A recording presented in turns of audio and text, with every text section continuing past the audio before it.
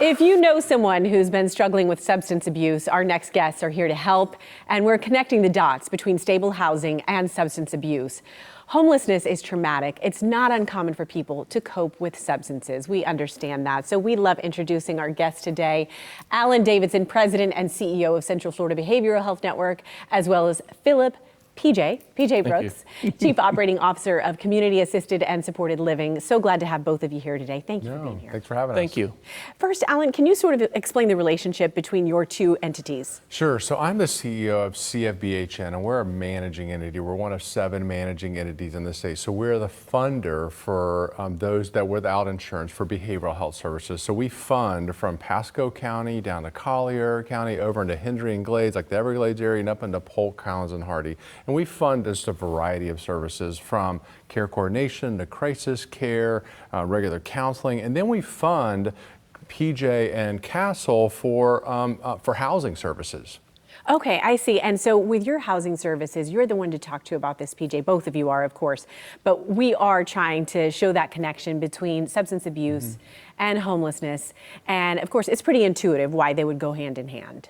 Yeah, especially when it comes to opiates. You know, what we're wrestling with is that as we are trying to support the individuals that are dealing with homelessness, a lot of times they medicate when you're in that traumatic experience and trying to survive on the street.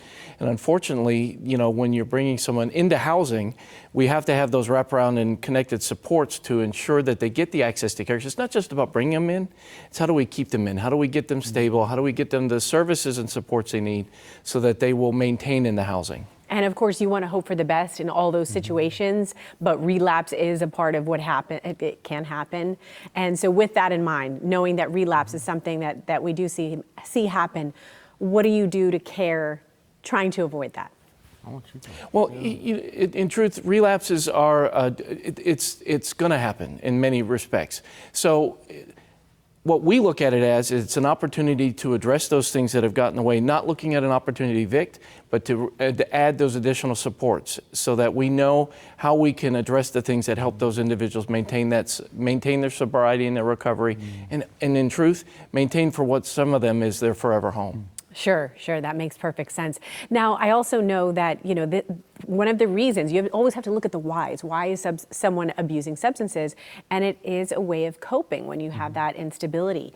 So again, how do you treat knowing that the coping mechanism is something? What we find is the vast majority of the folks that we're bringing into housing have complex trauma. They started off in childhood. There's been discord, often substance abuse in the home. They head into adolescence and they begin their substance abuse exposure, starting off with marijuana, alcohol, and other things, and then, unfortunately, in today's day, heading into opiates.